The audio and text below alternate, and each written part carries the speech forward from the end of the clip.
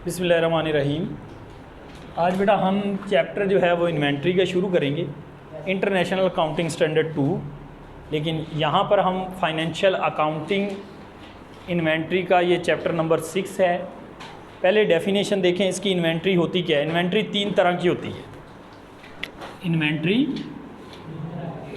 पहले हम देख लेंगे कि इन्वेंट्री कितनी तरह की होती है, फिर हम देख लेंगे कि हमारे यहाँ बीकॉम में जो फाइनेंशियल अकाउंटिंग में इन्वेंट्री का चैप्टर दिया हुआ है तो इसमें हमने कौन सी इन्वेंट्री पढ़नी है, इन्वेंट्री है क्या।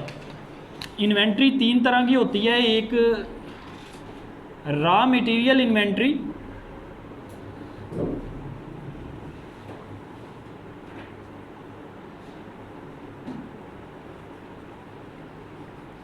और दूसरी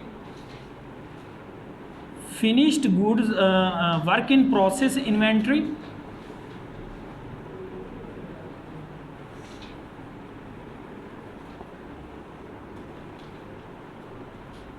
और फिनिश्ड गुड्स इन्वेंट्री।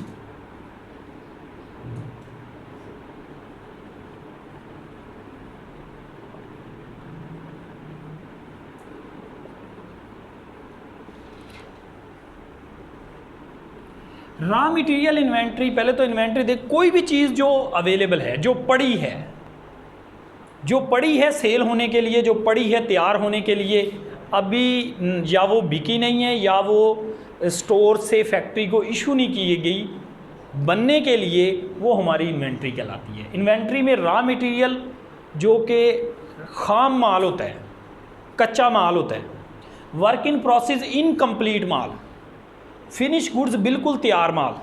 ठीक है, जैसे ये वाइट बोर्ड मार्कर है, जब ये प्लास्टिक था तो प्लास्टिक बोरों में जब पड़ी थी बैग्स में, गोडाउन के अंदर फैक्ट्री में जाने से पहले, वो हमारी रॉ मटेरियल इन्वेंट्री थी। वो क्या थी?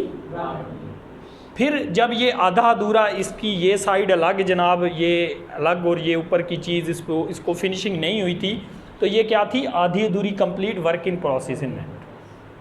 और जब ये तैयार हो के फैक्ट्री में अभी पड़ा है, अभी सेल नहीं हुआ, या शॉप पे पड़ा है सेल नहीं हुआ, तो ये फिनिश गुड्स इन्वेंट्री है, तैयार माल है।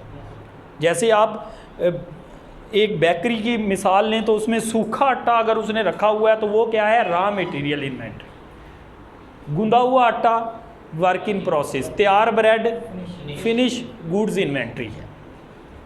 अब इसमें हमने जो पढ़नी है वो है फिनिश गुड्स इन्वेंट्री, तैयार इन्वेंट्री। कोई भी चीज़ जो बनी हुई है, बिकने के लिए मौजूद है, इन्वेंट्री है। इस चैप्टर में हम क्या करेंगे? हम इस चैप्टर में इन्वेंट्री को रिकॉर्ड करने के मुख्तलिफ तरीके सीखेंगे। इन्वेंट्री को कैसे रखना है, रख के किन किन तरतीबों से बेचना है। बात समझ आ रही है? कैसे हम उसको रखेंगे, लेके आएंगे ना जब इन्वेंट्री, उसको किन तरतीब से रखेंगे, उसको उठा के कैसे बेचेंगे, उसकी तरतीब हमने इसमें समझनी। 2 तरह के सिस्टम हैं इन्वेंट्री को रिकॉर्ड करने के लिए। एक परपेचुअल इन्वेंट्री सिस्टम,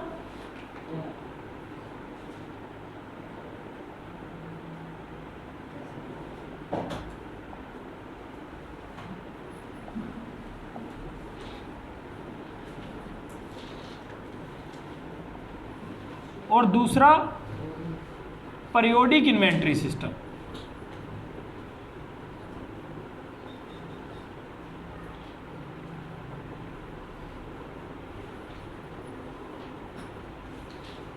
परपेचुअल और पीरियोडिक 2 तरह के सिस्टम है जनाब। In perpetual inventory system we record inventory after each transaction again and again. एक लेजर कार्ड्स के थ्रू हम जो है वो इन्वेंट्री को रिकॉर्ड करते हैं, जैसे जैसे आती है हम उसको रिकॉर्ड करते हैं।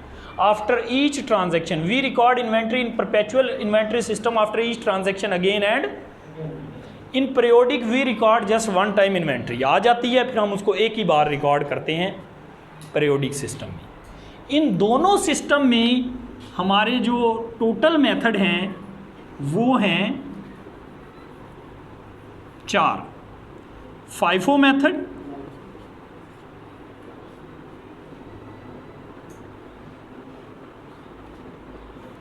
लाइफो मेथड,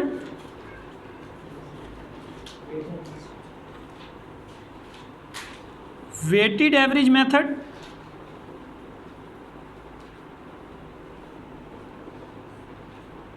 और स्पेसिफिक आइडेंटिफिकेशन मेथड।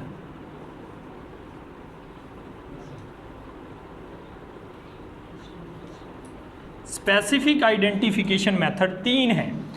इसमें जो स्पेसिफिक आइडेंटिफिकेशन मेथड है ये दोनों सिस्टम में सेम तरह से हल होगा, परपेचुअल में भी पीरियोडिक में भी सेम तरह से सॉल्यूशन होगा स्पेसिफिक का। फाइफो क्या है, फर्स्ट इन फर्स्ट आउट, जो पहले आएगा ना उसको पहले भेज दो।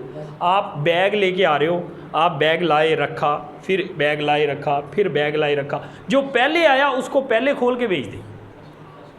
लाइफो में जो लास्ट में आया, बैग आ रहे हैं, रख रहे हो, जो आखिरी आया उसी को खोलो, उसी को भेज दो। लाइफो कहता है लास्ट वाले को पहले बेचो, फाइफो कहता है पहले वाले को। एवरेज में एक जैसा बेचो, बिल्कुल उसी तरह से जैसे आप गंदुम का ढेर लगा देते हो और एक ही जैसा सबसे बिक रहा होता है, तो वो एवरेज में एवरेज एक जैसा बिकता है, एक जैसा सेल करेंगे। स्पेसिफिक में अकॉर्डिंग टू स्पेसिफिकेशन कस्टमर आपको बता देगा यहाँ से हमें चाहिए, यहाँ से बेच दो। आपको क्वेश्चन में क्या कहेगा, स्पेसिफिक आइडेंटिफिकेशन, या आपको बताएगा इन्वेंट्री, एंडिंग इन्वेंट्री जो बचा हुआ है वो यहाँ से बचा हुआ है, या आपको बताएगा जो सेल हुआ है वो यहाँ से सेल हुआ है। ये बात समझ आ गई? या हमें बताएगा बचे हुए हैं इतने और यहाँ से बचे हुए हैं, या हमें बताएगा सेल हो गए इतने और यहाँ से सेल हुए। ठीक होगी बात, समझ आ गई? इसको स्टॉप करूँ मैं।